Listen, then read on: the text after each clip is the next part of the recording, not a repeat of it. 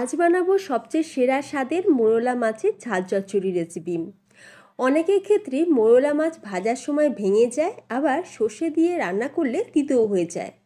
আজকে যেভাবে মোরলা মাছ বানিয়ে দেখাবো, এইভাবে রান্না করলে মোরলা মাছগুলো একদম আস্ত থাকবে, আর সর্ষে বাটা দিয়ে রান্না করলেও কিন্তু তিতে হবে না। একদম ইউনিক রেসিপি। মোরলা মাছে অনেক রেসিপি তোমরা বাড়িতে আগে বানিয়ে থাকলে একবার আমার মতন করে বানিয়ে দেখো, স্বাদের কোনো তুলনাই নেই। গরম ভাতে জাস্ট জমে যাবে।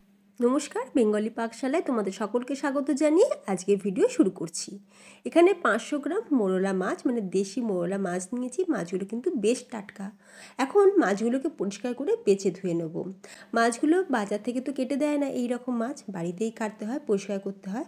মাছের গায়েতে যে একটা চকচকে আঁশ থাকে, তো সেই আঁশটাকে আমি এরকম ঘষে নিয়ে আঁশটাকে খুব ভালো করে পরিষ্কার করে নিয়েছি। আর পেটের দিকটা একটু করে ফাটিয়ে নিয়েছি, এতে করে পেটের ভেতরে যে ময়লাগুলো থাকে সেগুলো বেরিয়ে আসে। তোমরা চাইলে কিন্তু মাথার অংশটা বাদও দিতে পারো, তবে মাথার অংশটা রাখলে কিন্তু খেতে ভালো লাগে। আর এই মোরলা মাছের মাথাগুলো কিন্তু তিতো হয় না।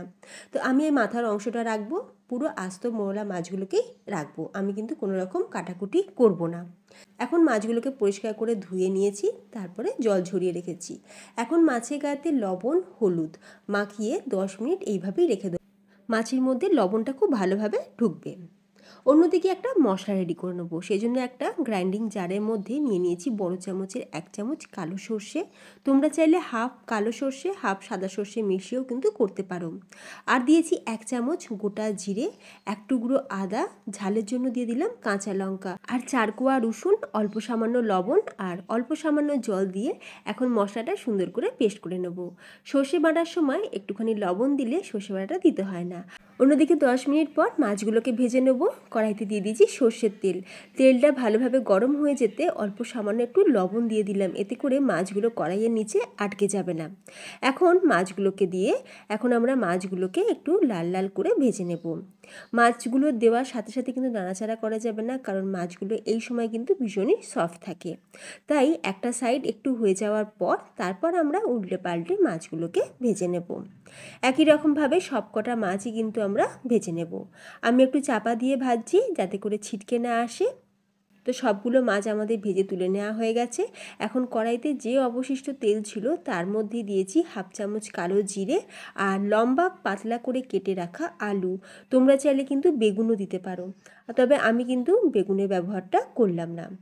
আলুটা যখন একটু ভাজা হয়ে যাবে বা আলুটা যখন একটু নরম হয়ে যাবে, তখন দিয়ে দেবো এখানে পেঁয়াজ। একটা বড় সাইজের পেঁয়াজ, সেটাকেও আমি সরু সরু করে কেটে রেখেছিলাম। পেঁয়াজ দিয়েছি, অল্প সামান্য লবণ, অল্প সামান্য হলুদ, অল্প সামান্য চিনি, একটা টমেটো, কাশ্মীরি লাল লঙ্কার গুঁড়ো 1 চামচ পরিমাণে। এবার সব কিছুকে আমরা খুব ভালো করে একটু কষিয়ে নেব, যতক্ষণ না টমেটোর কাঁচা গন্ধটা যাচ্ছে আর টমেটোটা সফট হচ্ছে। এরপর আমরা সেই পেস্ট দিয়ে দেবো, যেটা আমরা সর্ষে কাঁচা লঙ্কার পেস্ট বানিয়ে রেখেছিলাম। সেই পেস্ট দিয়ে খুব ভালো করে একটু কষিয়ে নেওয়ার পর যখন দেখবে সাইড থেকে এরকম তেল ছেড়ে দেবে, তখন দিয়ে দিতে হবে জল। আমি একটু খুন্তি ধোয়া জলও দিয়ে দিলাম, কারণ মা বলে যে কোনো রান্নাতে একটু খুন্তি ধোয়া জল দিলে রান্নার স্বাদ নাকি আরও বেড়ে যায়।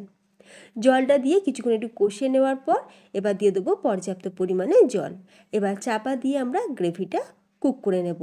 গ্রেভিটা যখন ফুটতে শুরু করবে, তখন এর মধ্যে অ্যাড করে দিচ্ছি সেই ভেজে রাখা মাছগুলো। ইতিমধ্যেই কিন্তু আলু আমাদের বেশ নরম হয়ে গেছে। একটা আলু আমি তোমাদের একটু চেক করেও দেখাচ্ছি। এই যে দেখো ফ্রেন্ডস, আলু কিন্তু খুব ভালোভাবে নরম হয়ে গেছে। এরপর আমরা সেই ভেজে রাখা মাছগুলো দিয়ে দেবো। আমি কিন্তু 500 গ্রাম মোরলা মাছ নিয়েছিলাম, তবে পুরো মাছটা কিন্তু রান্না করছি না, কিছুটা মাছ রেখে দিয়েছি টক বানানোর জন্য। আমার মতন মোরলা মাছের টক খেতে কারা কারা ভালোবাসো আমাকে কমেন্টে জানাতে পারো। তো চাপা দিয়ে বেশিক্ষণ না, 2 থেকে 3 মিনিট আমি গ্রেভির সাথে মাছগুলোকে ফুটিয়ে নিয়েছি। এবার ঢাকনাটা খুলে কাঁচা সর্ষের তেল, 3টে চেরা কাঁচা লঙ্কা আর আমার অল টাইম ফেভারিট ধনেপাতা ছড়িয়ে খুব ভালো করে একবার মিক্স করে নিয়ে চাপা দিয়ে রেখে দেবো 2 মিনিটের জন্য। এই সময় গ্যাসের ফ্লেমটা আমি অফ করে দেব। ফিরে আসছি 2 মিনিট পর। তো মোরলা মাছের ঝাল চচ্চড়ি কিন্তু আমাদের একদম তৈরি। গরম ভাতের সাথে খেতে লাগবে জাস্ট ফাটাফাটি। তো তোমাদের কেমন লাগলো আজকের এই দারুণ স্বাদের মোরলা মাছের ঝাল চচ্চড়ি রেসিপি? অবশ্যই আমাকে কমেন্টে জানিও। রেসিপিটা ভালো লাগলে তোমরা বাড়িতে ট্রাই করে দেখো, আশা করি পরিবারের সকলে খুব ভালো লাগবে। যে সকল বন্ধুরা আমার চ্যানেলে নতুন ভিডিও দেখছো তোমাদের কাছে রিকোয়েস্ট রইল, প্লিজ চ্যানেলটি সাবস্ক্রাইব করে পাশে থাকা বেল আইকন প্রেস করে রাখবে। তাহলে ফ্রেন্ডস, ভিডিওটা আজ আমি এখানেই শেষ করলাম। ধন্যবাদ।